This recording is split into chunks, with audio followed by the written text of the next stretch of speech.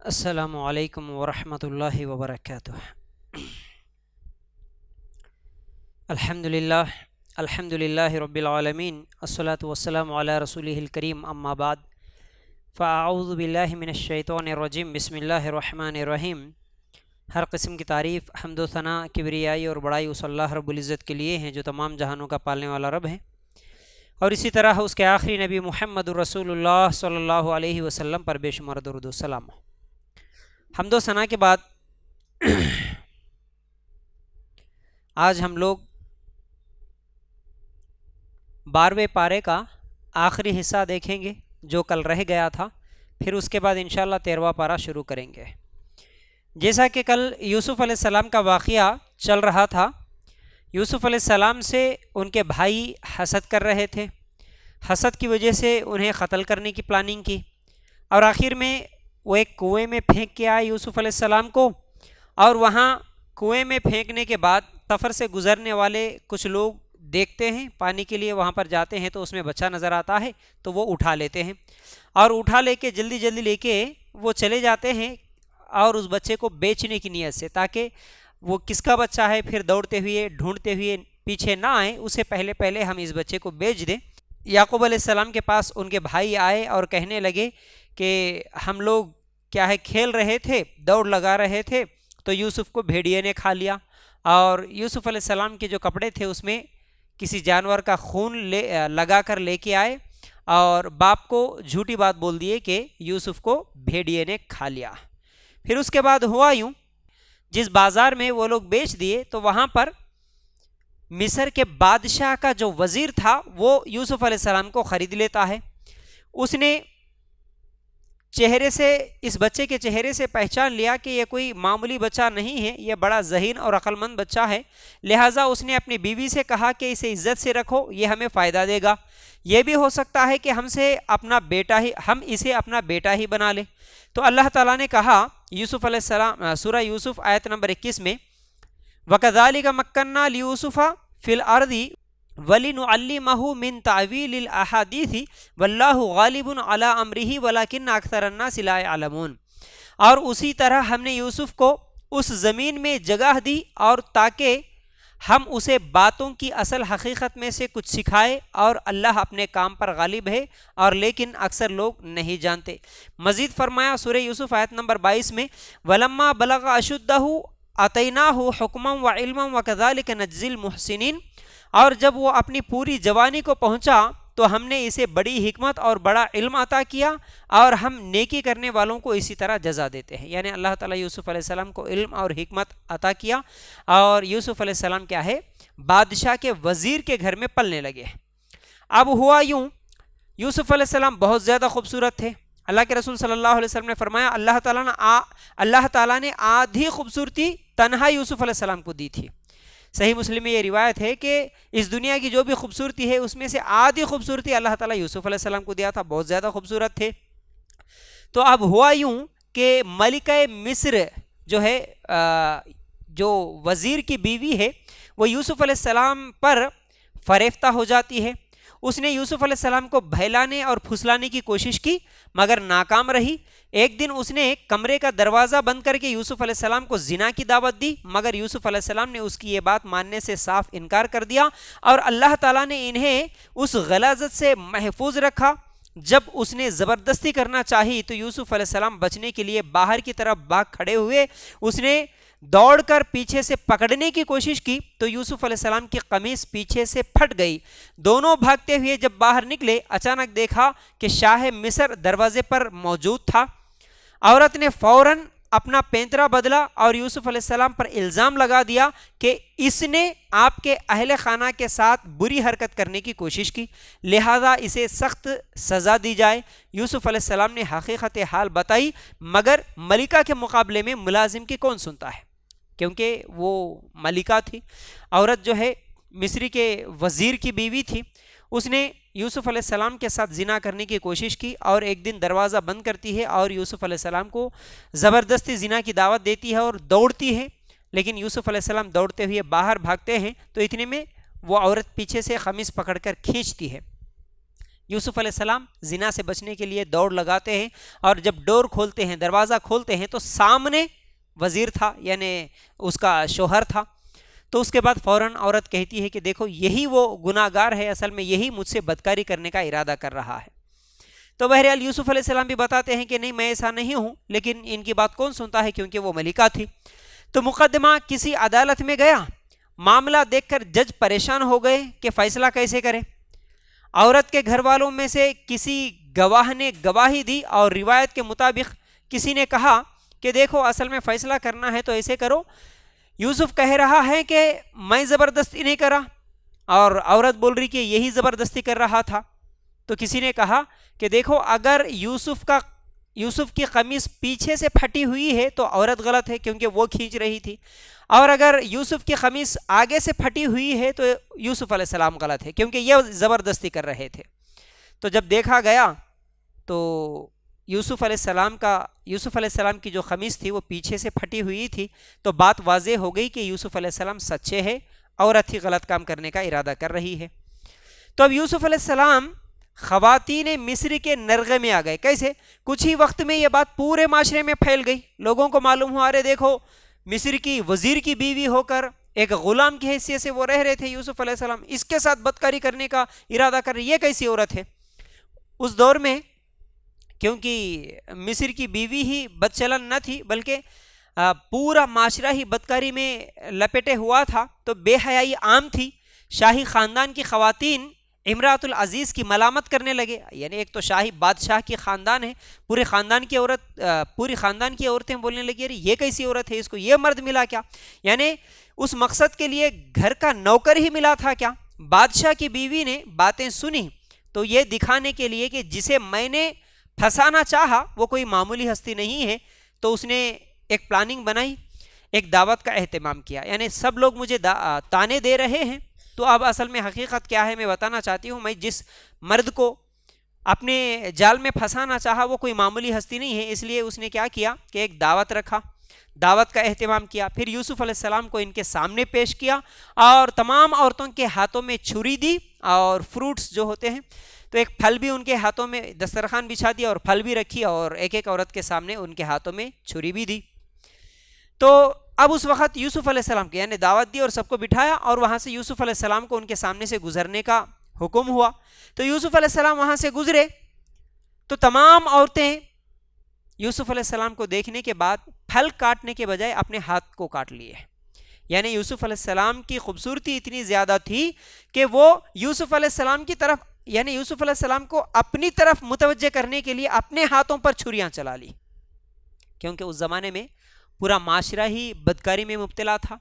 تو اس لیے یوسف علیہ السلام کو ان کی خوبصورتی کو دیکھنے کے بعد ہر عورت کی چاہت یہ تھی کہ یوسف علیہ السلام میرے پاس آ جائے. جیسا کہ اصل میں یہ جو بات ہے نا، یہ جو عشق اور محبت کی کہانیاں جو ہوتی ہیں وہ اسی طرح کی ہوتی ہیں. آج بھی کہتے ہیں نا کہ اگر کوئی عورت کوئی بدکاری کرے، کوئی لڑکی اگر کسی کے ساتھ بھاگے تو ہم بھی بولتے ہیں آج ارے بھاگنے کے لیے وہی ملا تھا کیا. یعنی کوئی اگر غیر مسلم کے ساتھ بھاگتی ہے تو ارے غیر مسلم ملا کیا، مطلب مسلمانوں کے ساتھ بھاگنا صحیح ہے کیا؟ نہیں، بھاگنا کسی کے ساتھ تو وہ غلط ہے. تو بہرحال یہ بھی عورتیں بول رہی تھی کہ اگر کوشش کرنا تھا تو نوکر کے ساتھ یہ کوشش کرتی. حالانکہ زنا کرنا وہ کسی کے ساتھ بھی ہو غلط ہی ہے، حرام ہی ہے، لیکن اس طرح کی باتیں بول رہی تھی. اور یہ چھریاں لے کر اپنے ہاتھوں کو کاٹنا آج بھی کسی کو متاثر کرنے کے لیے آج لوگ اکثر کیا وہی اعمال کرتے ہیں کہ کوئی نیند کی گولی کھا لیے، کوئی پھانسی پہ چڑھ گئے، کوئی کیا ہے ہاتھوں کو کاٹ لیے، خون سے خط لکھ رہے کہ ان کو متاثر کرنے کے لیے. تو بہرحال اس زمانے میں بھی وہی متاثر کرنے کے لیے عورتیں ایسی کوشش کر رہی تھی. تو بہرحال یوسف علیہ السلام جیل میں گئے. کیسے گئے؟ یوسف علیہ السلام نے جب یہ ماجرا دیکھا کہ ایک سے جان چھڑانا مشکل تھا، اب سبھی پیچھے پڑ گئی، تو اللہ تعالیٰ سے دعا کرنے لگے. کیا دعا کریں؟ سورہ یوسف آیت نمبر 33-34 قال رب السجن احب الی مما يدعوننی الیہ والا تصرف عنی کیدہن اصب الیہن واکن من الجاہلین فاستجاب له ربہ فصرف عنہ کیدہن انہ هو السمیع العلیم.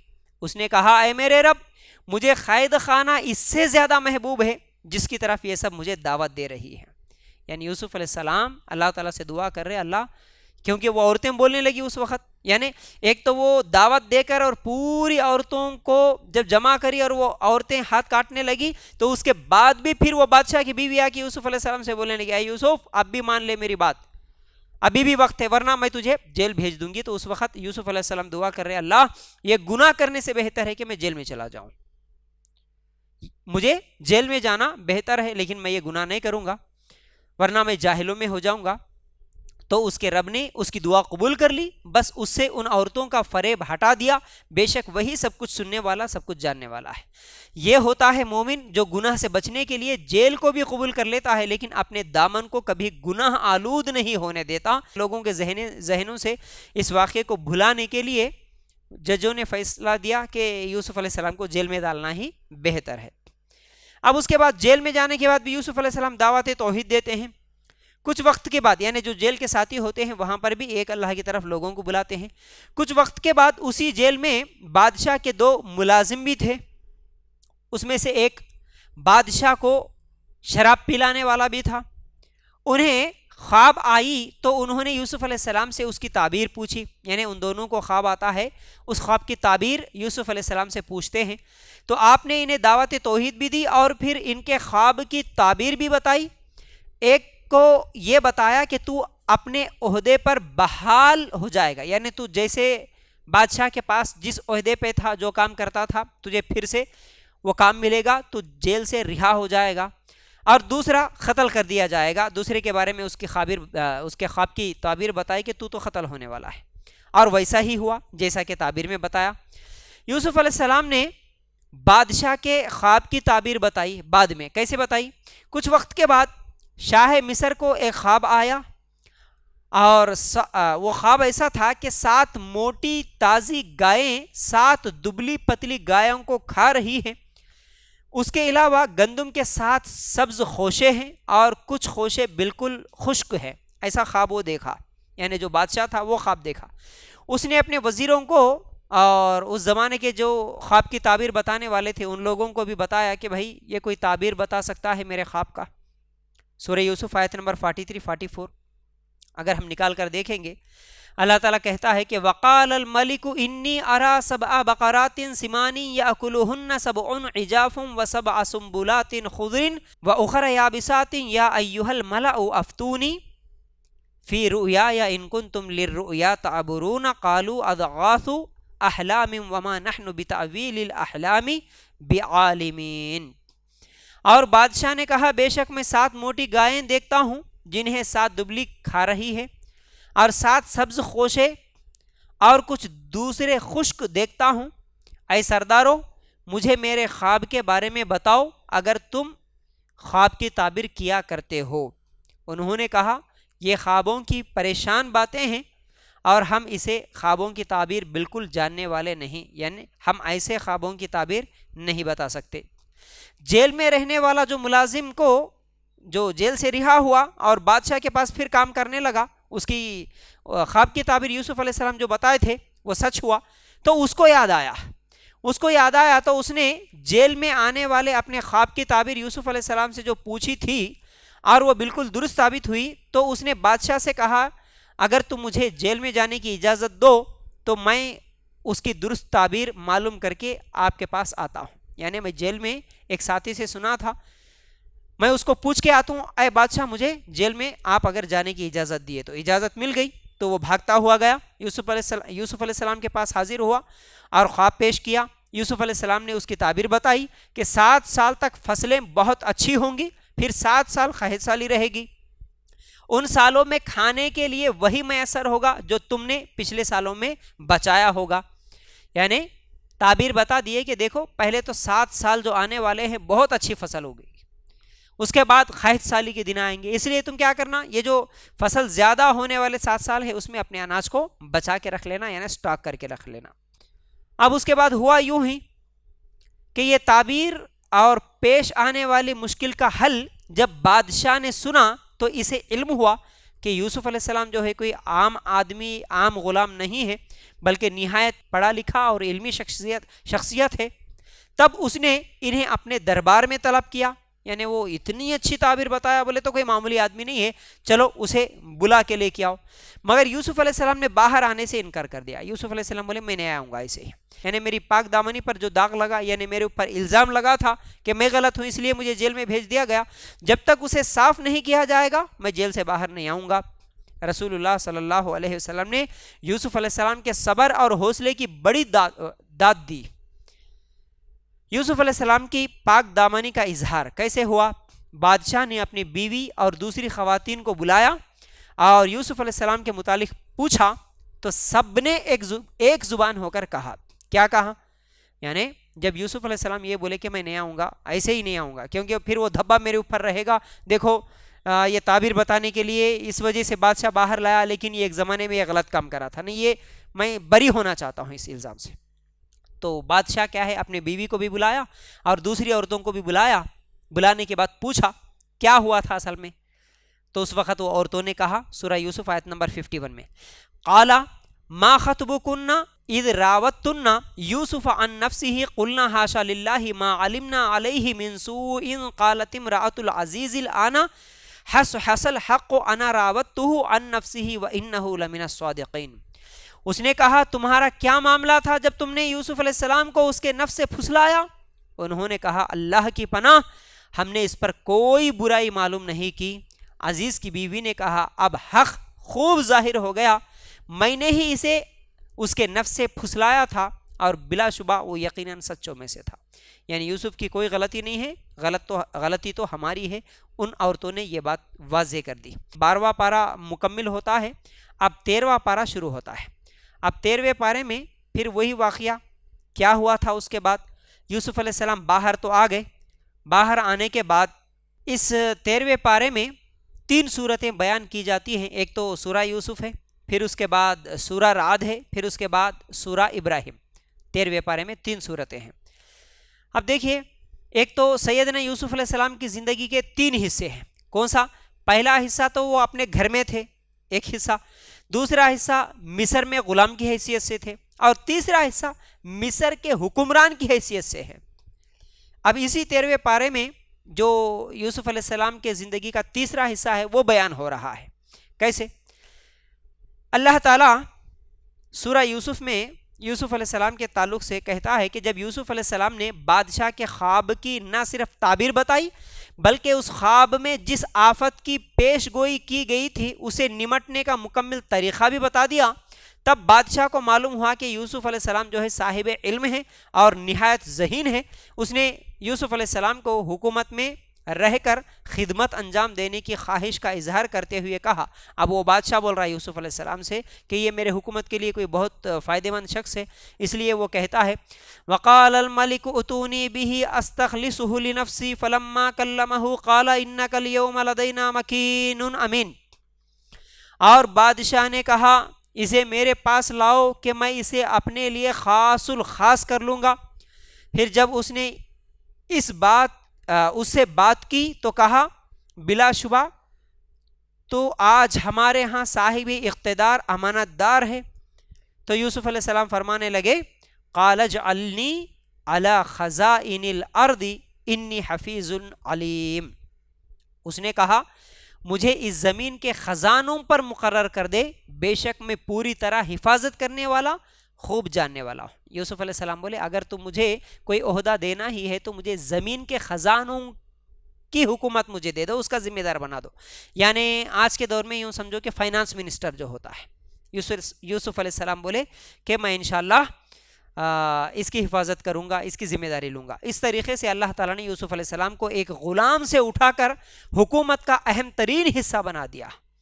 پھر اس کے بعد اللہ تعالیٰ کہتا ہے وَكَذَلِكَ مَكَّنَّا لِيُوسُفَ فِي الْأَرْضِ يَتَبَوَّأُ مِنْهَا حَيْثُ يَشَاءُ نُصِيبُ بِرَحْمَتِنَا مَن نَّشَاءُ وَلَا نُضِيعُ أَجْرَ الْمُحْسِنِينَ۔ اور اسی طرح ہم نے اس سرزمین میں یوسف کو اقتدار عطا فرمایا، اس میں سے جہاں چاہتا جگہ پکڑتا تھا۔ ہم اپنی رحمت جس کو چاہتے ہیں پہنچا دیتے ہیں اور نیکی کرنے والوں کو ان کا اجر ضائع نہیں کرتا۔ یعنی اللہ تعالیٰ نیکی کرنے والوں کا اجر ضائع نہیں کرتا۔ تو اللہ تعالیٰ نے یہاں پر فرمایا، اس سے ایک ہم لوگوں کے لیے اہم بات یہ بھی معلوم ہوئی کہ ہم جو بھی نیکی کرتے ہیں اللہ تعالیٰ اس کا اجر ضائع نہیں کرتا، اس کا اجر آج نہیں تو کل ملنے والا ہے۔ تو کیونکہ یوسف علیہ السلام ایک غلام کی حیثیت سے بیچے گئے تھے مصر میں، بازار میں، لیکن آج حکومت کے ایک بڑے عہدے پر ہے۔ پھر اس کے بعد یوسف علیہ السلام شاہ مصر کے تخت پر بھی بیٹھے. کیسے بیٹھے؟ قرآن مجید نے آگے چل کر یوسف علیہ السلام کو وہ جو بادشاہ مصر تھا اس کے لقب سے یاد کر رہا. کیسے؟ مگر وہ کیسے ہوا یہ تو وضاحت نہیں ہے قرآن میں، لیکن ہو سکتا ہے کہ قرآن ہی سے معلوم ہوتا ہے کہ بادشاہ جو تھا یوسف علیہ السلام کو منہ بولا بیٹا بنا لیا تھا، تو اس لیے بھی وہ بادشاہ کے تخت پر بیٹھے. اور اسی طرح بادشاہ کے مرنے کے بعد اس کے تخت کے وارث بننے والے یوسف علیہ السلام تھے. یہ بھی ہو سکتا ہے، جو بھی ہو سکتا ہے، بہرحال بادشاہ بھی بنے مصر کے یوسف علیہ السلام. اب بھائیوں کی آمد ہوتی ہے، یعنی جو بھائی یوسف علیہ السلام کو کنویں میں پھینکے گئے تھے وہ آتے ہیں کہاں؟ یوسف علیہ السلام کے پاس. کیسے آتے ہیں؟ دیکھیے، شاہ مصر کے خواب کے مطابق جب قحط سالی کا دور شروع ہوا، یعنی جو خواب ہوا تھا اس کے مطابق قحط سالی شروع ہوئی، تو ہوا یوں، کچھ ہی وقت کے بعد آس پاس کے ممالک میں غلہ ختم ہو گیا. اب دیکھو، مصر میں تو غلہ جمع کے رکھ لیے، لیکن آس پاس کے ممالک میں غلہ ختم ہو گیا. جبکہ مصر میں یوسف علیہ السلام کی تعبیر اور تدبیر سے غلہ موجود تھا. اب مصر میں غلہ موجود ہے لیکن دوسرے ممالک میں غلہ نہیں ہے. تب دوسرے ممالک کے لوگ مصر سے غلہ لینے کے لیے، اناج لینے کے لیے آتے. اس غرض سے سیدنا یوسف علیہ السلام کے بھائی بھی آئے، کیونکہ اب وہ دوسری جگہ رہ رہے تھے تو غلہ لینے کے لیے آئے. یوسف علیہ السلام نے انہیں فوراً پہچان لیا، ان کے بھائیوں کو پہچان لیا یوسف علیہ السلام. لیکن چونکہ ان کے وہم و گمان میں بھی نہ تھا کہ جس بھائی کو ہم نے کنویں میں پھینکا اور وہ آج بادشاہ بن کے بیٹھا ہے، ان کو نہیں معلوم تھا، تو اس لیے یوسف علیہ السلام کو وہ لوگ پہچان نہ سکے. آپ علیہ السلام نے انہیں عزت دی، گھر کے حالات معلوم کیے، والدین کی خیر و عافیت بھی پوچھے. یوسف علیہ السلام پوچھے کیسے ہے تمہارے ابا، کیا کر رہے، اس طرح معلوم کر لیے، پوچھے. یوسف علیہ السلام نے اصول بنا رکھا تھا کہ ایک فرد کو ایک اونٹ کے بوجھ کے برابر غلہ ملتا تھا تاکہ امیر لوگ مصر سے غلہ خرید کر ذخیرہ نہ کر لے. یعنی یوسف علیہ السلام یہ بھی وہاں پر پلاننگ بنائے، ہر ایک کو ایک اونٹ کے برابر دوں گا، ورنہ زیادہ پیسے لے کے آ کے کوئی زیادہ لے کر چلے جائے، پھر وہ اپنے ملک میں جا کے زیادہ پیسوں میں نہ بیچے، غلہ جمع نہ کر لیے. اس لیے ایک آدمی آیا تو آدمی کے حساب سے ایک اونٹ کے برابر غلہ ملے گا. یوسف علیہ السلام کی ساری محنت، یعنی اگر اس طرح لوگ زیادہ لے کر چلے گئے تو پھر یوسف علیہ السلام کی محنت بیکار ہو جاتی. اس لیے یہ اصول بنا کے رکھے، کیونکہ ان کا مقصد یہی تھا کہ قحط سالی میں بھی تمام لوگوں کو ان کی ضرورت کے مطابق غلہ ملتا رہے. جب بھائیوں نے والدین کو اور چھوٹے بھائی کے لیے اضافی غلہ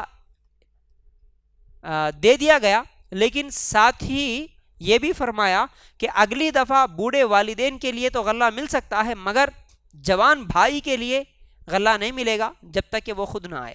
یعنی اس وقت تو پہلی مرتبہ یوسف علیہ السلام دے دیے اپنے بھائیوں کے لیے اور بوڑھے ماں باپ کے لیے، لیکن شرط یہ لگا کہ اگلی مرتبہ تم جب آئیں گے نا، آتے وقت تمہارے بھائی کو ساتھ میں لے کے آنا، ورنہ غلہ نہیں دوں گا. تو یوسف علیہ السلام، اس سے یوسف علیہ السلام کی غرض یہ تھی کہ حقیقی بھائی سے ملاقات بھی ہو جائے، مزید واپسی کا لالچ دینے کے لیے ان کے مال بھی ان کی بوریوں میں رکھوا دیا تاکہ وہ جلدی واپس آ جائے. ایک تو بھائی سے ملاقات بھی ہو جائے، اور اس لالچ میں کہ بھائی ہم کو اور بھی زیادہ غلہ ملتا ہے، اس لیے بھی وہ واپس آئے، اس لیے ان کو کیا ہے، غلہ دے کے یوسف علیہ السلام واپس بھیج دیتے ہیں. یعقوب علیہ السلام سے ان کے بھائی کہتے ہیں کہ ابا جان، ہم کو اب جو ہے نا یہ چھوٹے بھائی کو ہمارے ساتھ واپس بھیجنا ہوگا، ورنہ کیا ہے، اب کی مرتبہ بھائی کے حصے کا غلہ ملنے والا نہیں ہے. تو پہلے تو یعقوب علیہ السلام منع کرے، لیکن اس کے باوجود پھر بعد میں بھیج دیے.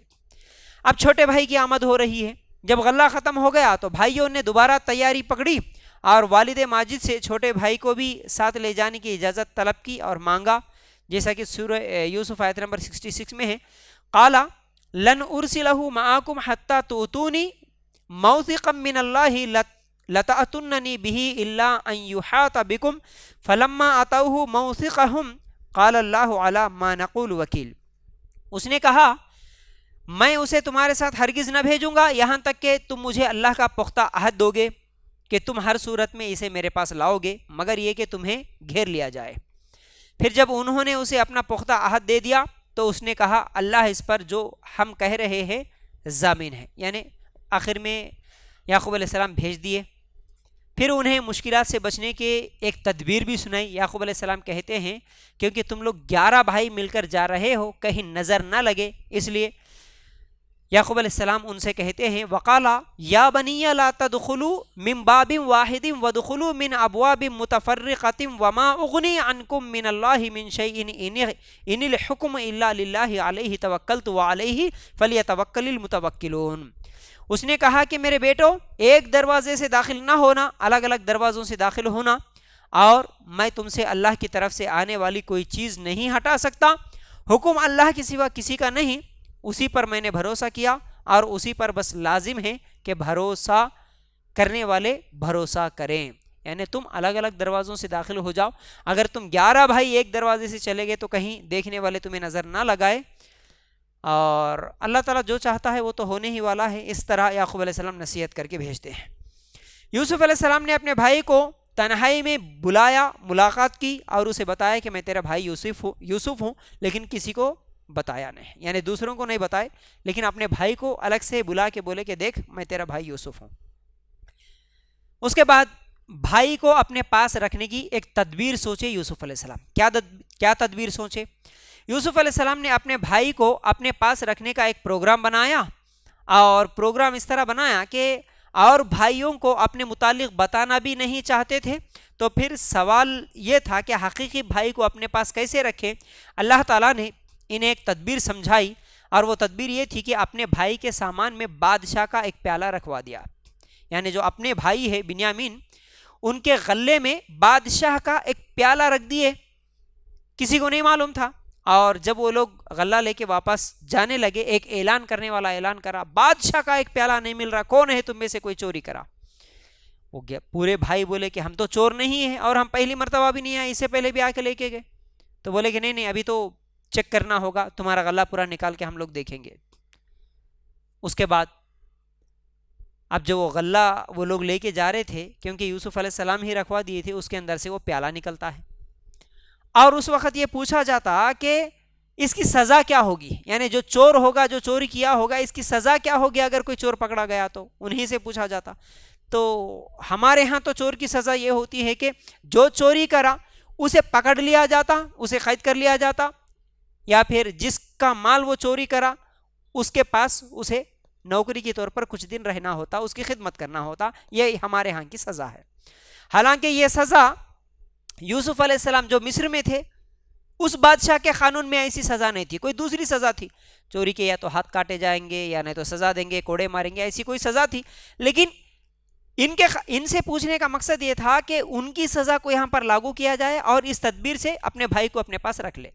ان سے ہی پوچھے، وہ لوگ سزا بتا دیے، اس کے بعد ڈھونڈ کے نکالے تو ان کے بھائی کے غلے میں سے وہ چیز نکلی۔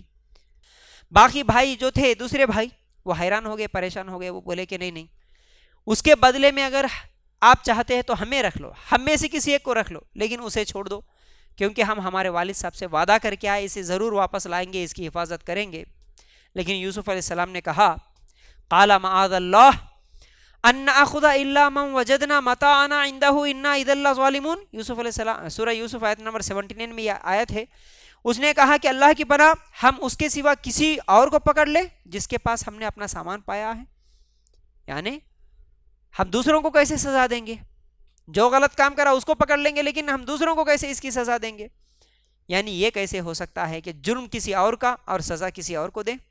بڑے بھائی نے کہا میں تو نہیں آؤں گا، اب وہ نا امید ہو گئے، اب تو یہ چھوڑنے والے نہیں ہیں۔ اس لیے بڑا بھائی بولا کہ نہیں اب یہ تو چھوڑنے والے نہیں ہیں، میں تو اپنی باپ کو شکل نہیں دکھاؤں گا، میں یہیں پر رہتا ہوں، جاؤ۔ باقی بھائیوں کو، دوسرے بھائیوں سے بولا تم سب جاؤ اپنے والد کے پاس واپس، میں چھوٹے بھائی کے ساتھ میں بھی یہیں پر رہوں گا، جب تک والد صاحب مجھے آنے کی اجازت نہیں دیتے میں بھی واپس نہیں آؤں گا۔ اب اس کے بعد ان کے باپ کا زخم جو ہے وہ تازہ ہوتا ہے، یعنی بچپن کے یوسف علیہ السلام کی یاد آتی ہے، تو کہتے ہیں سورہ یوسف آیت نمبر 86-85 میں قالوا تاللہ تفتأ تذکر یوسف حتی تکون حرضا او تکون من الحالکین قال انما اشکو بثی وحزنی الی اللہ واعلم من اللہ ما لا تعلمون۔ انہوں نے کہا اللہ کی قسم تو ہمیشہ یوسف کو یاد کرتا رہے گا یہاں تک کہ گھل کر مرنے کے قریب ہو جائے۔ یعنی اللہ تعالیٰ کہتا ہے اس میں انہوں نے کہا، یعنی کون؟ یوسف علیہ السلام کے جو دوسرے بھائی تھے، انہوں نے کہا کہ اللہ کی قسم تم ہمیشہ یوسف کرتے ہوئے رہو گے، مطلب ایسے ہی مر جاؤ گے یا ہلاک ہونے والوں میں سے ہو جاؤ؟ اس نے کہا میں تو اپنی ظاہر ہو جانے والی بے قراری اور اپنے غم کی شکایت صرف اللہ کی جانب میں کرتا ہوں، اور میں اللہ کی طرف سے جانتا ہوں جو تم نہیں جانتے۔ اب دوسرے بیٹے بولے تم بار بار یوسف یوسف یوسف کہتے ہوئے بس اسی کے خیال میں اسی غم میں مر جاؤ گے کیا تم؟ اس کے تعلق سے سورہ یوسف آیت نمبر 87 میں ہے، یا بنی یذهبوا فتحسسوا من یوسف واخیہ ولا ییأسوا من روح اللہ انہ لا ییأس من روح اللہ الا القوم الکافرون۔ اے میرے بیٹو جاؤ اور یوسف اور اس کے بھائی کا سراغ لگاؤ، یعنی ڈھونڈو، اور اللہ کی رحمت سے مایوس نہ ہو، بے شک حقیقت یہی ہے کہ اللہ کی رحمت سے نا امید نہیں ہوتے مگر وہی لوگ جو کافر ہیں۔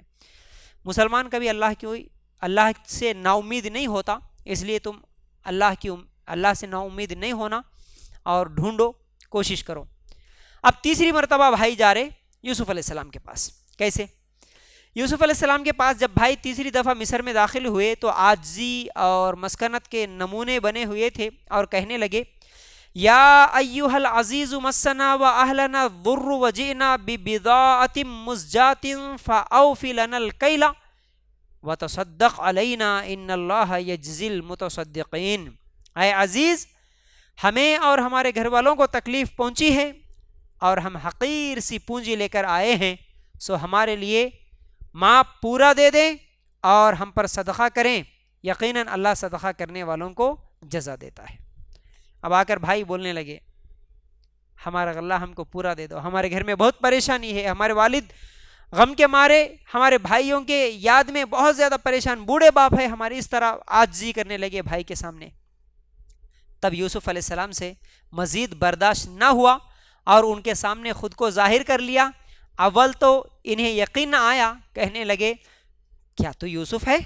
یعنی یوسف علیہ السلام کو اب برداشت نہیں ہوا۔ اب باپ کے بارے میں، ماں کے بارے میں، گھر کے حالات کے بارے میں بھائی اس طرح بولے کہ ہم غریب ہے، بوڑھا باپ ہے، بہت مشکل ہے، ایسا ہے ویسا ہے، تو اب رہا نہیں گیا، یوسف علیہ السلام کو بولے کہ تم مجھے پہچانتے ہو؟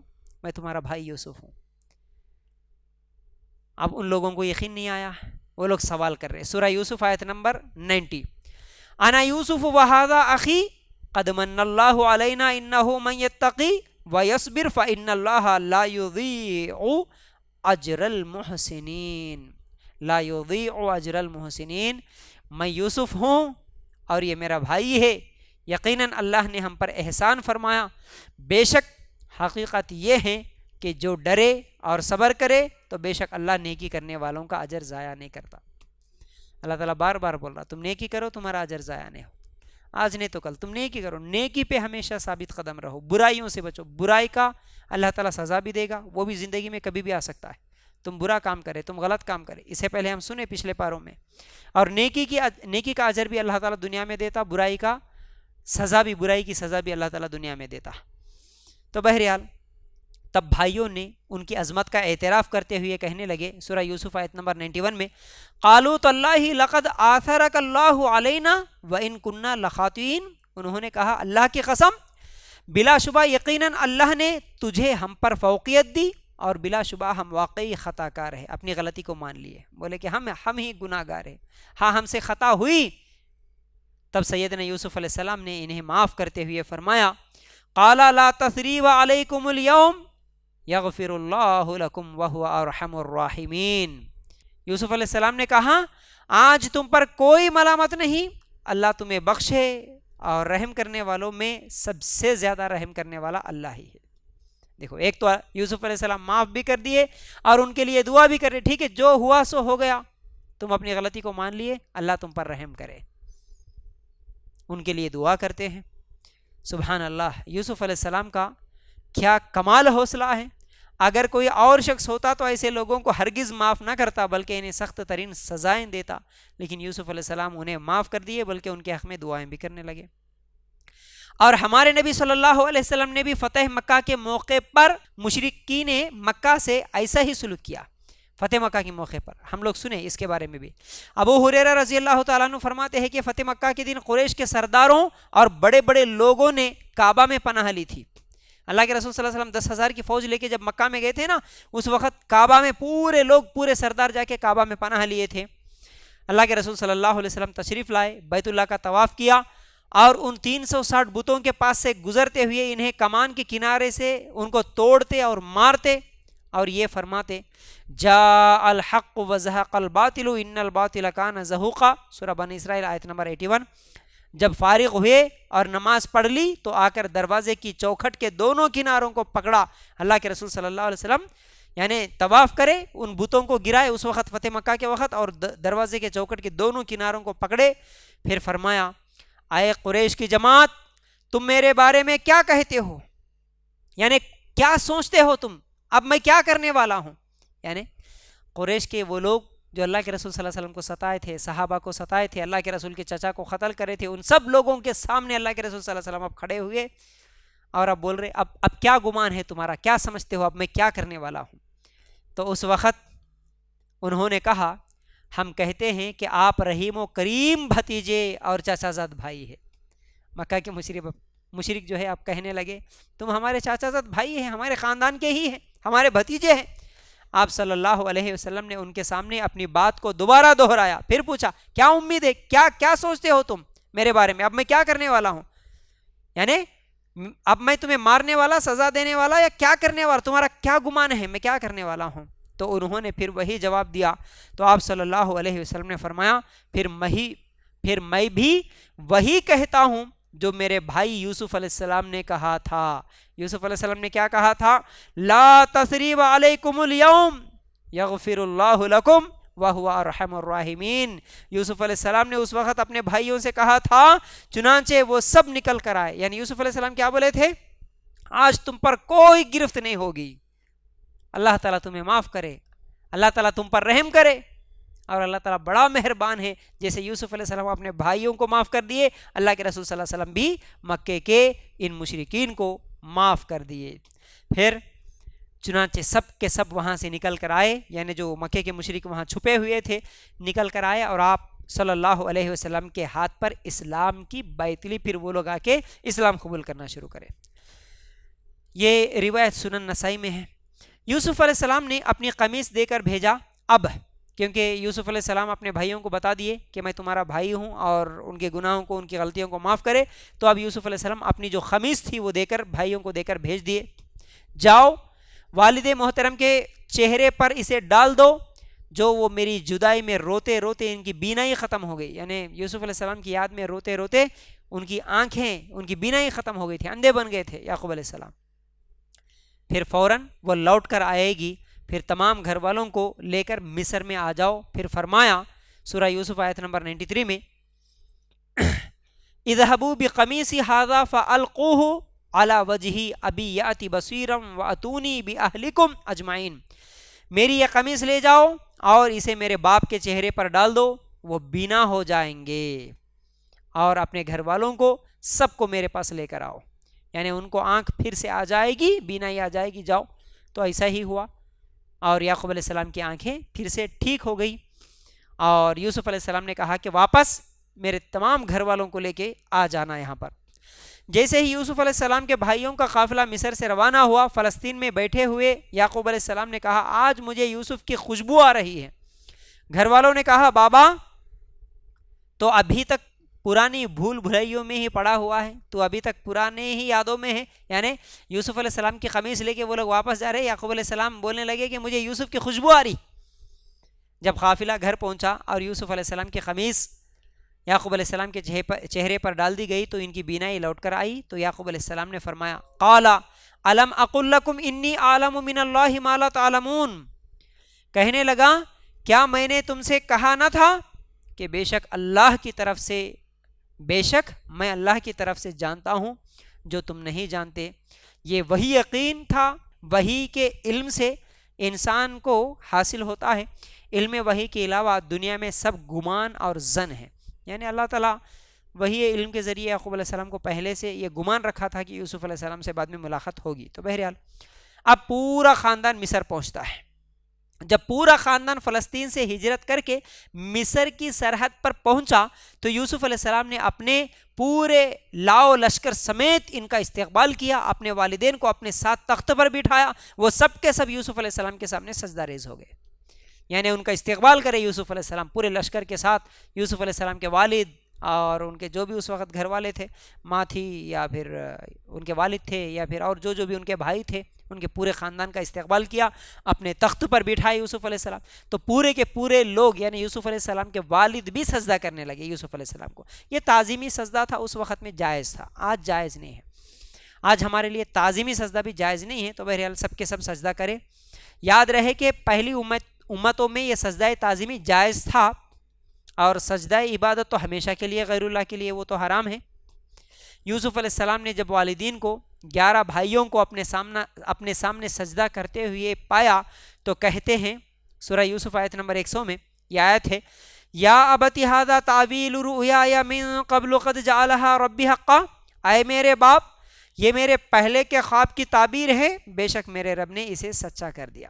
بچپن میں یوسف علیہ السلام خواب جو بتائے تھے اپنے باپ کو, ابا جان میں خواب دیکھ رہا ہوں 11 ستارے چاند سورج میرے سامنے سجدہ کر رہا ہے, وہ یہ خواب کی تعبیر ہے. دیکھو آج آپ یعنی ماں باپ بھی اور 11 ستارے 11 بھائی بھی یوسف علیہ السلام کے سامنے سجدہ کر رہے تھے. اس کے علاوہ بھی میرے رب نے مجھ پر بہت احسان کیے. اس نے مجھے جیل سے نکالا, آپ کو صحرا سے لا کر ملا دیا. شیطان نے میرے اور میرے بھائیوں کے درمیان فساد ڈال دیا, اللہ تعالیٰ نے دوبارہ ہمیں ملا دیا. پھر دعا کرتے ہوئے کہنے لگے, یوسف علیہ السلام کیا بول رہے تھے, سورہ یوسف آیت نمبر 101 میں, رب قد آتیتنی من الملک وعلمتنی من تعویل الاحادیث فاطر السماوات والارض انت ولی فی الدنیا والآخرۃ توفنی مسلما والحقنی بالصالحین. اے میرے رب بے شک تو نے مجھے حکومت سے حصہ دیا اور باتوں کی اصل حقیقت میں سے کچھ سکھایا. آسمان اور زمین کو پیدا کرنے والے, دنیا اور آخرت میں تو ہی میرا یار و مددگار ہے. مجھے مسلم ہونے کی حالت میں فوت کر اور مجھے نیک لوگوں کے ساتھ ملا دے. کیا دعا کر رہے, اللہ میں جب مر جاؤں, میرا جب انتقال ہو جائے تو میں مسلمان ہو کر مروں. یہ دعا یوسف علیہ السلام کر رہے. اور کیا بول رہے یوسف علیہ السلام اپنے باپ سے کہ ابا جان دیکھو اللہ تعالیٰ مجھے کیسے کیسے عزت دیا, اللہ تعالیٰ میرے اوپر کیسے کیسے احسان کرا, جیل سے بھی نکالا اور آپ کو بھی وہاں صحرا سے فلسطین سے نکالا, یہاں پر پہنچا دیا, اور شیطان میرے اور میرے بھائیوں کے درمیان یہ فساد ڈالا. دیکھو یوسف علیہ السلام کے الفاظ کتنے پیارے ہیں. وہ الزام لگا سکتے تھے اپنے بھائیوں کے اوپر, میرے بھائی میرے سے دشمن کرے تھے, یہ نہیں بولے شیطان میرے اور میرے بھائیوں کے درمیان فساد ڈالا. تو بہرحال آج ہم کہتے ہیں نا کہ کسی بھی لڑائی جھگڑے میں اصل میں ایسا نہیں ہونا, تم نے ایسا کیا, تم نے ایسا بولا, تمہاری وجہ سے ایسا ہوا, شیطان ڈال دیا. جو بھی ہوا شیطان کی طرف الزام لگا دیے, کہ اپنے بھائی کی طرف الزام نہ لگاتے ہوئے یوسف علیہ السلام اپنے اخلاق دکھا رہے تھے وہاں پر. اب اس واقعے کے بعد یہ صورت مکمل ہو جاتی ہے, سورہ یوسف مکمل ہوا. اس واقعے کے آئینے میں مکہ والوں کو تنبیہ کرنا تھا, اللہ تعالیٰ نے محمد صلی اللہ علیہ وسلم کو جو عظمت عطا کی ہے, تم محض حسد کی وجہ سے ان کا اعتراف نہیں کر رہے ہو, تمہیں بھی ایک دن ان کے سامنے سر جھکا کر اسی کا اعتراف کرنا پڑے گا. میں جیسا کہ بتایا یہ صورت کب نازل ہوئی, یہ سورہ یوسف کب نازل ہوئی, مکہ کے آخری دور میں. اللہ کے رسول صلی اللہ علیہ وسلم پر جب ظلم ہو رہا تھا اس وقت مکہ سے ہجرت کرنے سے پہلے اللہ تعالیٰ یہ صورت نازل کرا, اور ہمارے نبی صلی اللہ علیہ وسلم کو ایک تو اس میں تسلی دیا کہ دیکھ یوسف علیہ السلام کا واقعہ پہلے کیسے کیسے مشکل حالات سے گزرے, پھر بعد میں یوسف علیہ السلام کے پاس ان کے بھائیوں کو کیسے آنا پڑا, یہی تیرے ساتھ بھی ہونے والا ہے. یہ تو محمد صلی اللہ علیہ وسلم کو تسلی اور مکے کے مشرکین کے لیے نصیحت ہے کہ دیکھو تمہاری حالت بھی ایسے ہونے والی ہے, تم بھی حسد کر رہے ہو, یہ تمہارے بھائی ہے. اب سورہ رعد شروع ہو رہا ہے. سورہ رعد میں اللہ تعالیٰ کہتا ہے, بہت ساری آیتیں ہیں, تو بہرحال سورہ رعد اللہ کا تعارف بیان کرتے ہوئے اللہ تعالیٰ کہتا ہے, تخلیقات کے ذریعے اللہ تعالیٰ کا تعارف کراتے ہوئے اللہ تعالیٰ کہتا ہے, اللہ الذی رفع السماوات بغیر عمد ترونها ثم استوى على العرش وسخر الشمس والقمر كل يجري لأجل مسمى يدبر الأمر يفصل الآيات لعلكم بلقاء ربكم توقنون وهو الذي مد الأرض وجعل فيها رواسي وأنهارا ومن كل الثمرات جعل فيها زوجين اثنين يغشي الليل النهار إن في ذلك لآيات لقوم يتفكرون وفي الأرض قطع متجاورات وجنات من أعناب وزرع ونخيل صنوان وغير سنوان يسقى بماء واحد ونفضل بعضها على بعض في الأكل إن في ذلك لآيات لقوم يعقلون۔ اللہ تعالیٰ کہتا ہے اس آیت میں اللہ وہ ہے جس نے آسمان کو بلند کیا بغیر ستونوں کے جنہیں تم دیکھتے ہو، پھر وہ عرش پر بلند ہوا، اور اس نے سورج اور چاند کو مسخر کیا، ہر ایک مقررہ وقت کے لیے چل رہا ہے۔ دیکھو یہاں پر اللہ تعالیٰ اس میں سورج اور چاند کے بارے میں بول رہا، ہر ایک مقررہ وقت کے لیے چل رہا ہے۔ مطلب کیا ہے اس سے؟ سورج جو گھوم رہا ہے، چاند جو گھوم رہا ہے، اس کے بارے میں اللہ تعالیٰ آج سے 1450 سال پہلے بتا دیا کہ دیکھو یہ مقررہ وقت کے لیے چل رہے ہیں۔ حالانکہ اس زمانے میں کوئی سائنس نہیں تھا، ایک سائنسی بات ہے جو کہ آج سے تقریباً 200-300 سال پہلے سائنسدانوں کو معلوم ہوا کہ یہ زمین بھی گھوم رہی ہے اور یہ سورج بھی گھوم رہا ہے۔ اللہ تعالیٰ یہاں پر ایک سائنسی حقیقت بتاتا ہے، اور وہ ہر کام کی تدبیر کرتا ہے، کھول کھول کر آیات بیان کرتا ہے تاکہ تم اپنے رب کی ملاقات کا یقین کر لو۔ اور وہی ہے جس نے زمین کو پھیلایا اور اس میں پہاڑ اور ندیاں بنائی، اور اس میں تمام پھلوں میں سے ایک ایک جوڑا 2 قسم کا بنایا۔ وہ رات کو دن پر اوڑھ دیتا ہے، بلا شبہ اس میں ان لوگوں کے لیے یقیناً بہت سی نشانیاں ہیں جو غور و فکر کرتے ہیں۔ اور زمین میں ایک دوسرے سے ملے ہوئے مختلف ٹکڑے ہیں، اور انگوروں کے باغ اور کھیتی اور کھجور کے درخت کئی تنوں والے اور ایک تنے والے، یعنی کئی تنوں والے بھی اور ایک تنے والے، جنہیں ایک ہی پانی سے سیراب کیا جاتا، اور ہم ان میں بعض کو پھل میں بعض پر فوقیت دیتے ہیں۔ بلا شبہ اس میں ان لوگوں کے لیے یقیناً بہت سی نشانیاں ہیں جو سمجھتے ہیں۔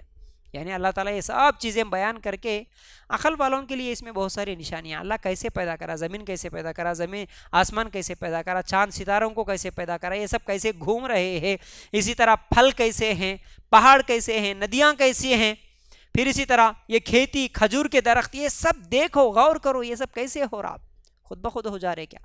ان سب چیزوں کو دیکھنے کے بعد ہاں کوئی چلانے والا ہے، کوئی پیدا کرنے والا ہے، یہ یقین ہو جاتا۔ ان تمام نشانیوں کو دیکھ کر ایک اللہ کی بات مانو، ایک اللہ پر ایمان لاؤ۔ اللہ تعالیٰ اصل میں یہ بات بتانا چاہتا ہے۔ اللہ کے مقابلے میں جو خود ساختہ معبود بنا کے رکھ لیے تھے لوگ، ان کے بارے میں اللہ تعالیٰ کہتا ہے والذین یدعون من دونہ لا یستجیبون لهم بشیء الا کباسط کفیہ الی الماء لیبلغ فاہ وما هو ببالغہ وما دعاء الکافرین الا فی ضلال۔ یعنی جن کو وہ اس کے سوا پکارتے ہیں وہ ان کی دعا کچھ بھی قبول نہیں کرتے مگر اس شخص کی طرح جو اپنے دونوں ہتھیلیاں پانی کی طرف پھیلانے والا، تاکہ وہ اس کے منہ تک پہنچ جائے، حالانکہ وہ اس تک ہرگز پہنچنے والا نہیں، اور نہیں ہے کافروں کا پکارنا مگر سراسر بے سود۔ یعنی اللہ تعالیٰ اپنی عظمت کو بیان کرنے کے بعد اللہ کیسا ہے، اللہ کیسے یہ تمام کائنات کو بنا ہے، پوری آیت ایک کے بعد ایک، بہت ساری آیتیں بھی ہیں، اگر آپ جب سورہ رات پڑھیں گے اس کے بعد اللہ تعالیٰ یہ جو جھوٹے معبود ہیں ان کے بارے میں بول رہا، اور جن کی یہ لوگ عبادت کر رہے ہیں ان کے بارے میں بول رہا۔ تم جن کی عبادت کر رہے ہیں نا، ان کی مثال ایسی ہے جیسے کوئی آدمی اگر پانی کے قریب ٹھہر کے ہتھیلیاں پھیلا کے پانی آ میرے منہ میں آ بول کے بولے تو وہ پانی آنے والی نہیں ہے، پانی ان کے منہ میں آنے والا نہیں ہے۔ یعنی صرف پانی کے قریب ٹھہر کے پانی میرے منہ میں آنا بولے تو نہیں آتا۔ اسی طرح تم جن کے سامنے ٹھہر کے دعائیں کر رہے ہو، مدد مانگ رہے ہو، وہ بھی تمہاری مدد کرنے والے نہیں ہیں، کیونکہ یہ لوگ جھوٹے معبود ہیں، ان کے پاس کوئی طاقت نہیں ہے۔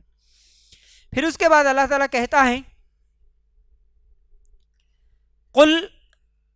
قل افاتخذتم من دونه اولیاء لا يملكون لانفسهم نفعا ولا ضرا قل هل يستوي الاعمى والبصير ام هل تستوي الظلمات والنور ام جعلوا لله شركاء خلقوا كخلقه فتشابه الخلق عليهم قل الله خالق كل شيء وهو الواحد القهار۔ سورہ رعد آیت نمبر 16۔ کہہ دے پھر کیا تم نے اس کے سوا کچھ کارساز بنا کے رکھا جو اپنی جانوں کے لیے نہ کسی نفع کے مالک ہے اور نہ نقصان کے؟ یعنی اللہ کے سوا تم دوسروں کو پکارتے ہو جو کوئی فائدہ نہیں دے سکتے، کوئی نقصان نہیں کر سکتے۔ کہہ دے کیا اندھا اور دیکھنے والا برابر ہو سکتا ہے؟ یا کیا اندھیرے اور روشنی برابر ہو سکتے ہیں؟ نہیں ہو سکتے۔ اندھا اور دیکھنے والا برابر نہیں ہو سکتا۔ اسی طرح ایک اللہ کی عبادت کرنے والے اور غیر اللہ کی عبادت کرنے والے برابر نہیں ہو سکتے۔ یا انہوں نے اللہ کے لیے کچھ شریک بنا لیے ہیں جنہوں نے اس کے پیدا کرنے کی طرح پیدا کیا ہے، جنہیں یعنی اللہ تعالیٰ جیسے پیدا کرتا ہے کیا یہ لوگ ایسے پیدا کرے؟ تو پیدائش ان پر گڑبڑ ہو گئی ہے۔ کہہ دے اللہ ہر چیز کو پیدا کرنے والا اور وہی ایک ہے نہایت زبردست۔ پھر اس کے بعد اللہ تعالیٰ آگے سورہ رعد میں فرماتا ہے اطمینان قلب کا ذریعہ، یعنی دلوں کو سکون کیسے ملتا ہے۔ سورہ رعد آیت نمبر 28 اگر ہم لوگ نکال کر دیکھیں، اللہ تعالیٰ کہتا ہے الذین آمنوا وتطمئن قلوبهم بذکر اللہ الا بذکر اللہ تطمئن القلوب، اور جو ایمان لائے اور ان کے دل اللہ کی یاد سے اطمینان پاتے ہیں، سن لو اللہ کی یاد ہی سے دل اطمینان پاتے ہیں۔ یعنی دل جو ہوتے ہیں نا، دلوں کو سکون صرف اور صرف اللہ کے یاد سے ہوتا، اللہ کے ذکر سے ہوتا، بول رہا اللہ تعالیٰ یہاں پر۔ بہت سارے لوگ آج مالدار ہونے کے باوجود، کروڑ پتی ہونے کے باوجود، بڑے بڑے گاڑیاں، بڑے بڑے گھر ہونے کے باوجود چین و سکون ان کی زندگی میں نہیں رہتا۔ بلکہ ہم لوگ دیکھتے ہیں یہ اللہ تعالیٰ کی اس میں بھی ہمارے لیے بہت بڑی نشانی ہے۔ نرم نرم بستر، نوکر چاکر، ہیرے جواہرات سب کچھ ہونے کے باوجود بھی اللہ تعالیٰ کچھ لوگوں کو ایسی بے چینی دے دیتا، رات تمام ان کو نیند نہیں آتی، بلکہ نیند کے گولیاں کھا کے سوتے ہیں۔ کچھ لوگ شراب پی پی کے سوتے ہیں۔ دل کے سکون کے لیے کچھ لوگ ناچنے گانے والوں کو دیکھتے ہیں، کچھ لوگ گانے سنتے ہیں، کچھ لوگ شراب پیتے، کچھ لوگ نشہ کرتے، سگریٹ پیتے، بلکہ کئی لوگ تو آج وہ نشہ کے انجیکشنز لیتے ہیں، اس کے باوجود ان کے دلوں کو سکون نہیں ملتا۔ بلکہ ہم آج بڑے بڑے ایکٹروں کو دیکھتے ہیں، ایکٹریسز کو دیکھتے ہیں، بلکہ نیوز دیکھتا ہوں میں، ایسے لوگ جو مال میں کسی چیز کی کمی نہیں ہے اور شہرت میں بھی کسی چیز کی کمی نہیں ہے، بڑے اچھے فارم میں ہوتے ہیں، کئی فلموں کے ان کو آفرز آئے ہوئے ہوتے ہیں، ارے لائف سیٹل ہو گیا بھائی، ارے بہت بڑی پاپولیرٹی مل گئی، بہت بڑا ہیرو بن گیا، اب اسے پیچھے مڑ کے دیکھنے کی ضرورت نہیں ہے۔ ایسے سمجھے جانے والے لوگ بھی خودکشی کر کے مر جاتے ہیں، جیسے کہ کئی لوگوں کے بارے میں ہم نیوز میں سنتے ہیں۔ صرف ہمارے اس انڈیا کے ہی نہیں بلکہ ہالی ووڈ کے بھی اور انگریزوں کے بھی کئی مشہور لوگ مر جاتے ہیں، خودکشیاں کر کے مر جاتے ہیں، زندگیاں برباد ہو جاتی ہے۔ وجہ یہی ہے کہ ان کے دلوں کو سکون نہیں ملتا، بلکہ ان کے پاس تو نوکر چاکر، منہ بولے دل بولے خواہش کی ہر چیز ان کے سامنے ہوتی ہے۔ ناچنے گانے کی کمی نہیں، نہ عورتوں کی کمی ہے، نہ نشہ کی کمی ہے، اس کے باوجود بھی کیوں مر جاتے ہیں؟ کیونکہ ان کے دلوں کو سکون نہیں ملتا۔ بلکہ میں اس سے پہلے بھی کئی مرتبہ بولا تھا کہ جو ہمارے ساؤتھ کا تمل ناڈو کا جو بہت بڑا ایکٹر ہے، بلکہ اس کو تو وہاں تمل ناڈو میں لوگ اس کو خدا مانتے ہیں، بلکہ اس کے فوٹو کی بلکہ اس کی مندر بنا کے ابھی سے پوجا بھی شروع کر کے رکھ دی، اس کے نام پہ مرنے کے لیے تیار ہے، جیسا کہ رجنی کانت ہے۔ وہ ہر سال ہمالیاز جاتا ہے اور وہ وہاں جانے کے بعد وہ سٹیٹمنٹ دیتا ہے، کچھ ہی دن کا ہے، کہ میں اتنے کروڑوں کا مالک ہوں لیکن میرے دل کو سکون نہیں ہے، سکون نہیں ملتا، بولتا ہوں دل کو سکون اللہ کے ذکر سے ملتا ہے۔ یہاں پر اللہ تعالیٰ کہتا ہے دلوں کو سکون اللہ تعالیٰ دیتا ہے۔ دوسری طرف اگر ہم لوگ دیکھیں، دیکھو اللہ کی آیات پر اگر ہم غور کریں، اللہ کی نشانیوں پر غور کریں، تو آنکھوں کے سامنے کئی نشانیاں مل جاتی ہیں۔ ایک طرف اتنے کروڑوں کے مالک جن کو سکون نہیں مل رہا، خودکشی کر کے مر جا رہے، دوسری طرف ریلوے اسٹیشن پہ، فٹ پاتھ پہ، پلیٹ فارم پہ سونے والوں کو ہم دیکھتے ہیں۔ جب ٹرین آتی ہے نا تو وہ پورے زلزلہ، ایسا لگتا ہے وہ زلزلہ آ رہا ہے، پوری زمین ہل جاتی ایسی آواز میں۔ جب وہ ٹرین کی ہارن جب کانوں میں پڑتی ہے تو ٹرین میں سفر کرنے والوں کی بھی نیند اڑ جاتی ہے، اور آس پاس میں جن کے گھر ہوتے ہیں جہاں سے ٹرین گزرتی ہے وہ ایسی آواز دیتا ہے نا، اس کے باوجود اسی ٹرین کے پٹری کے بازو میں سو جاتا ہے، فٹ پاتھ پہ سو جاتا ہے، پلیٹ فارم پہ سو جاتا ہے، ایک غریب بے ہوش سو جاتا ہے، اس کو کوئی تکلیف نہیں ہوتی. اتنی سکون کی نیند اللہ تعالیٰ اس کو دیتا, اتنی زیادہ آواز کے باوجود بھی بے فکر ہو کے سو جاتا. چین و سکون کی زندگی اللہ تعالیٰ جو فقیر کو دیا, وہ چین و سکون اس امیر کو نہیں دیتا جو کروڑوں کا مالک ہے. اور کئی ایسے ویڈیوز جو وائرل ہوتے ہیں, دیکھیے کئی چیزوں میں ہمارے لیے نصیحتیں ہوتی ہیں, بس غور و فکر کرنے والا چاہیے اس ویڈیو سے, اس واقعے سے. بلکہ غور و فکر کرنے والوں کے لیے تو فلموں میں اور گانوں میں بھی ہوتی ہے. اس کا مطلب میں فلمیں گانے دیکھنے کی دلیل نہیں دے رہا, لیکن دیکھنے والے کی نظر کیسی ہے یہ اصل معنی رکھتی ہے. تو ہم کئی انسٹا پہ کئی ویڈیوز دیکھتے ہیں, فیس بک پہ ویڈیوز دیکھتے ہیں, کئی غریبوں کو ہم دیکھتے ہیں ماشاءاللہ, وہ بالکل غریب فقیر, کچرے پہ کیا ہے وہ کچرے کے ڈھیر پر, کچرے کے ڈبوں پر چن کے کھانے والے, لیکن اتنے غریب ہونے کے باوجود بھی وہ اپنے بچوں کے ساتھ جب ماں باپ بیٹھ کے کہیں پر کھاتے ہیں, بیٹھ کے جو اپنے بچوں سے پیار کرتے ہیں نا, ان کے چہرے پہ جو خوشی نظر آتی ہے نا, وہ خوشی ہم لوگوں کو بڑے بڑے امیروں کے گھروں میں بھی نظر نہیں آتی. ہمیشہ غصہ, ہمیشہ ٹینشن, گھر میں لڑائی, گھر میں بے چینی, بے سکونی, راتوں کو نیند نہیں آ رہی. تو اللہ تعالیٰ اس آیت میں بول رہا دلوں کو سکون اللہ کے ذکر سے ہوتا ہے.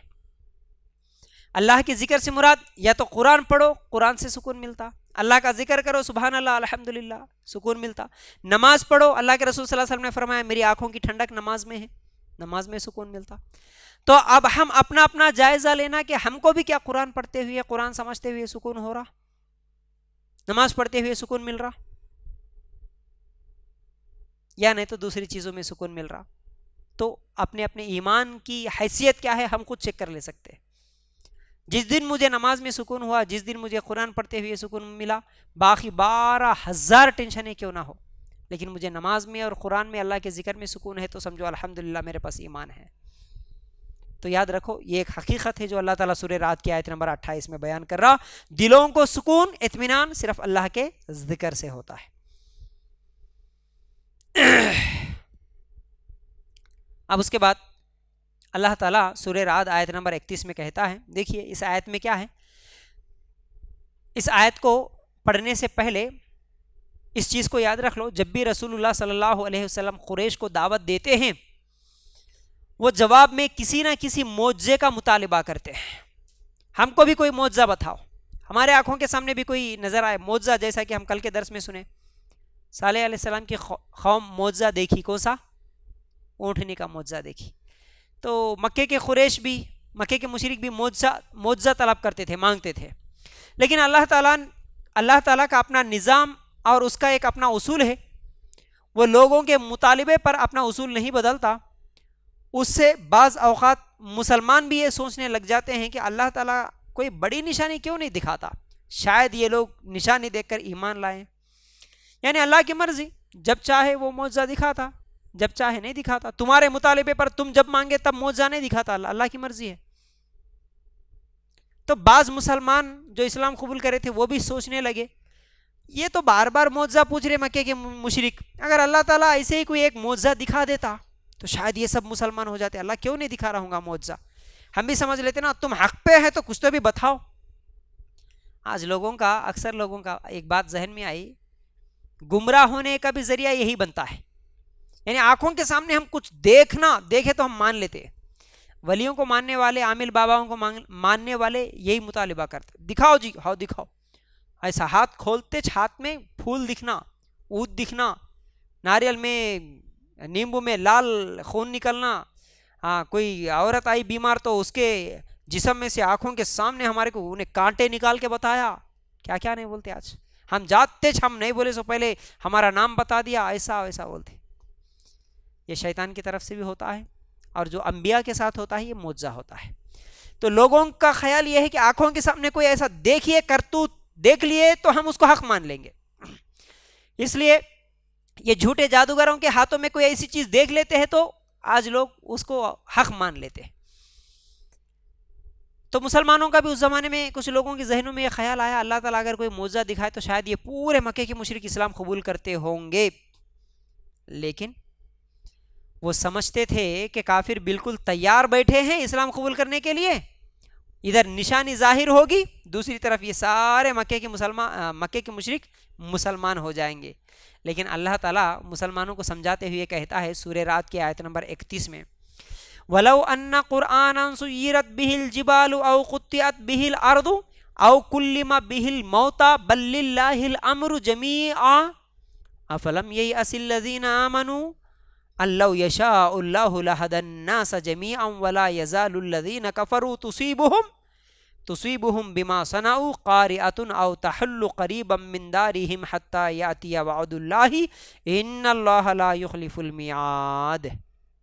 اور واقعی اگر کوئی ایسا قرآن ہوتا جس کے ذریعے پہاڑ چلائے جاتے، یا اس کے ذریعے زمین قطع کی جاتی، یا اس کے ذریعے مردوں سے کلام کیا جاتا، بلکہ کام سارے کا سارا اللہ کے اختیار میں ہے، تو کیا جو لوگ ایمان لائے مایوس نہیں ہو گئے کہ اگر اللہ چاہے تو یقیناً سب کے سب لوگوں کو ہدایت دے دے، اور وہ لوگ جنہوں نے کفر کیا ہمیشہ اس حال میں رہیں گے کہ انہیں اس وجہ سے جو انہوں نے کیا کوئی نہ کوئی سخت مصیبت پہنچتی رہے گی، یا اس کے گھر کے قریب اترتی رہے گی، یہاں تک کہ اللہ کا وعدہ آ جائے۔ بے شک اللہ وعدے کے خلاف ورزی نہیں کرتا۔ یعنی یہ لوگ ایمان لانے کے لیے معجزات کا مطالبہ نہیں کرتے، بلکہ یہ ایمان سے پہلو تہی کرنے کے لیے مطالبت کرتے ہیں۔ جیسا کہ میں کل بھی یہ بات واضح کر دیا، اصل میں معجزہ مانگنے والا اس کو دیکھ کے ہم اسلام قبول کریں گے، ایمان لائیں گے، اس لیے معجزہ نہیں پوچھتا، بلکہ معجزہ اس لیے پوچھتا، اس کے دل میں یہ نیت رہتی ہم معجزہ پوچھیں گے وہ نہیں لائے گا اس لیے ہم اس کا مذاق اڑا دیں گے، اس نیت سے وہ لوگ معجزہ پوچھتے ہیں۔ یعنی صالح علیہ السلام کی قوم بھی اسی نیت سے پوچھی تھی، وہ کہاں سے لائے گا پتھر سے اونٹنی، ہم اس کو ذلیل کریں گے، اس کا مذاق اڑائیں گے، اس نیت سے پوچھے تھے، اس لیے اللہ تعالیٰ ان کو ہدایت نہیں دیا۔ تو مکے کے مشرک بھی اسی نیت سے معجزہ طلب کر رہے، اگر ان کے آنکھوں کے سامنے معجزہ دکھتا بھی تب بھی یہ لوگ ایمان والے نہیں تھے۔ تو بہرحال سورہ رعد بھی مکمل ہو گئی، اب سورہ ابراہیم شروع ہو رہا ہے۔ سورہ ابراہیم بھی سورہ رعد کے بعد مکے میں آپ صلی اللہ علیہ وسلم کے آخری دور میں نازل ہوئی، جب مشرکین اپنی طاقت کے بل بوتے پر رسول اللہ صلی اللہ علیہ وسلم کو مکہ سے نکالنے کا منصوبہ بنا رہے تھے۔ اس صورت میں اللہ تعالیٰ نے نعمتوں سے نوازنے اور نعمتیں چھننے کے دو اصول بیان کیے، اور وہ ہے شکر اور ناشکری۔ جیسا کہ اللہ تعالیٰ قرآن مجید کا مقصد نزول بتاتا ہے سورہ ابراہیم کی آیت نمبر 1 میں، الف لام را کتاب انزلناہ الیک لتخرج الناس من الظلمات الی النور باذن ربہم الی صراط العزیز الحمید۔ اللہ تعالیٰ کہتا ہے یہ ایک کتاب ہے جسے ہم نے تیری طرف نازل کیا ہے تاکہ لوگوں کو اندھیروں سے روشنی کی طرف نکال لائے، ان کے رب کے اذن سے، اس کے راستے کی طرف جو سب پر غالب ہے، بے حد تعریفوں والا۔ یہ کتاب اس لیے ہے کہ لوگوں کو اندھیروں سے نکال کے روشنی کی طرف لانا۔ محمد صلی اللہ علیہ وسلم اللہ کے رسول ہے، تمہاری زبان میں اللہ کا پیغام پہنچاتے ہیں، لہٰذا ان کی دعوت اور ان کے پیغام کو سمجھانا کوئی مشکل کام نہیں ہے۔ جس نے ان کی باتوں پر کان نہ دھرے اس کے گمراہ ہونے میں کوئی شک نہیں ہے۔ یعنی اللہ کے رسول صلی اللہ علیہ وسلم تمہارے زبان کے ہیں، تمہارے ساتھی ہے، وہ تمہارے کو آسان انداز میں سمجھا رہے، پھر بھی تم کو بات کیوں نہیں سمجھ میں آ رہی؟ اللہ تعالیٰ اس طرح سوال کر رہا۔ سورہ ابراہیم آیت نمبر 4 اور 5 نکال کر ہم لوگ دیکھ سکتے ہیں۔ تو اللہ تعالیٰ سورہ ابراہیم کی آیت نمبر 7 میں کہتا ہے وَإِذْ تَأَذَّنَ رَبُّكُمْ لَئِن شَكَرْتُمْ لَأَزِيدَنَّكُمْ وَلَئِن كَفَرْتُمْ إِنَّ عَذَابِي لَشَدِيدٌ۔ اور جب تمہارے رب نے صاف اعلان کر دیا ہے کہ بے شک اگر تم شکر کرو گے تو میں ضرور ہی تمہیں زیادہ دوں گا، اور بے شک اگر تم ناشکری کرو گے تو بلا شبہ میرا عذاب یقیناً بہت سخت ہے۔ اللہ تعالیٰ واضح کر دیا اس آیت میں، شکر کرو ہمیشہ، جو بھی ملا جتنا بھی ملا الحمدللہ، الحمدللہ بولو، اللہ کی نعمتوں کا شکر کرو، اللہ تعالیٰ اور دے گا اور دے گا۔ اگر ناشکری کرو اللہ تعالیٰ پھر سخت سزا دیتا ہے۔ یعنی اللہ کی نعمت کسی بھی شکل میں آئے، مال کی شکل میں آئے، دولت کی شکل میں آئے، گاڑیوں کی شکل میں آئے، گھر کی شکل میں آئے، شوہر کی شکل میں آئے، بیوی کی شکل میں آئے، اولاد کی شکل میں آئے، شادی کی شکل میں آئے، جاب کی شکل میں آئے، ڈگری کی شکل میں، جو بھی ملا اللہ کی دی ہوئی نعمت ہے، بس جتنا ملا جیسا ملا اللہ تیرا شکر ہے، الحمدللہ، سکون سے ہوں۔ میں اس آیت کو کئی مرتبہ اس سے پہلے بھی سمجھایا، شکر کرنا، اللہ جو بھی ملا الحمدللہ، ناشکری کرے، شکوے شکایتیں کرے، اللہ ایسا کیوں ملا، اتنا ہی کیوں ملا، میری سوچ اس سے اچھی تھی، اس سے زیادہ کی تھی. اور یہ بات میں مصیبتوں والے ٹاپک میں بولا تھا، کھل کے بولا تھا. مصیبتیں کیوں آتی، مصیبتیں آنے سے پہلے کیا کرنا، مصیبتیں آنے کے بعد کیا کرنا، اس میں واضح کرا تھا. ایک آیت اس وقت ہمارے سامنے بھی آئی تھی، کون سی؟ کہ تم جسے بہتر سمجھو ہو سکتا ہے وہ تمہارے لیے بہتر نہ ہو، لیکن تم جسے پسند نہیں کرتے ہو سکتا ہے وہی تمہارے حق میں بہتر ہو. وہ آیت اور یہ آیت دو سامنے رکھ کے میں اس وقت بتایا تھا. اللہ تعالیٰ کی پلاننگ ہوتی ہے یہ. اس لیے جو ملا، جتنا ملا، جیسا ملا، الحمدللہ بولنا، اللہ کا شکر ادا کرنا. ہم جس کو اچھا سمجھتے ہو سکتا ہے وہ ہمارے لیے برا ہو. اس طرح اگر زندگی گزاریں گے، ایک تو دلوں کو بھی سکون ہوگا اور اللہ تعالیٰ کی اس میں شکر گزاری بھی ہوگی.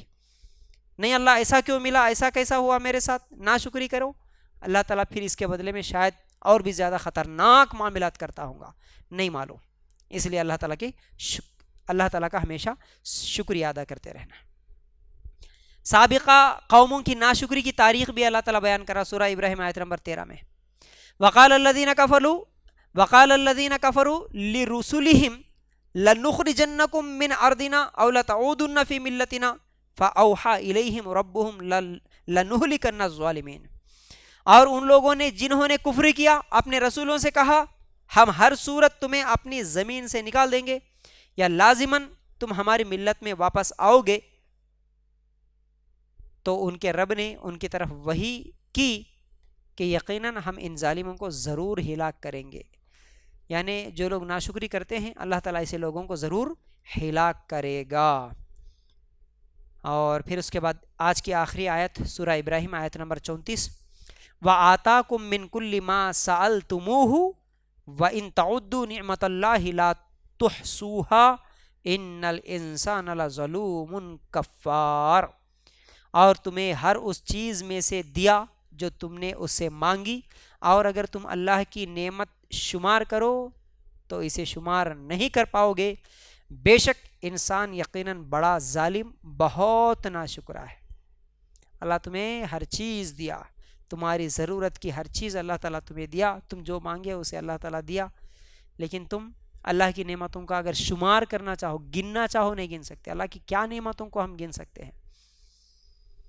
اللہ تعالیٰ کی نعمتوں کو گننا اور اس کا شکریہ ادا کرنا بہت دور کی بات. ہم تو پہچان بھی نہیں سکتے کہ اللہ تعالیٰ کیا کیا نعمتیں دیا، کھانے کی شکل میں، پینے کی شکل میں، اپنے اس جسم کی شکل میں، اس کائنات کی شکل میں. یہ سب اللہ کی دی ہوئی نعمتیں ہیں. ہم گننا شمار کریں تو گن نہیں سکتے. اس لیے کبھی کوشش کرنا اللہ میرے کو کیا کیا دیا، میری زندگی میں کیا کیا ہے، کیا کیا خوشیاں ہیں، کیا کیا نعمتیں ہیں، کوشش کر کے دیکھنا. اللہ تعالیٰ کہتا ہے گن نہیں سکتے، اور اللہ تعالیٰ کہتا ہے بے شک انسان بڑا ظالم ہے، یہ ناشکرا ہے، ناشکرا ہے. اب یہ شکر گزاری کے تعلق سے بولوں، بہت ساری چیزیں میرے ذہن میں آتی ہیں، لیکن چلو وقت بھی ہو گیا. تو ہمیں اللہ تعالیٰ کی نعمتوں کا شکریہ ادا کرنا چاہیے. ناشکر بندہ اللہ تعالیٰ کو پسند نہیں ہے. اللہ تعالیٰ جو ناشکری کرتا ہے اس کو ظالم بولا. تو بہرحال اللہ تعالیٰ سے دعا ہے کہ اللہ ہمیں کہنے سننے سے زیادہ عمل کی توفیق دے. اور آج اللہ کے فضل و کرم سے ہم 13واں پارہ مکمل کر چکے.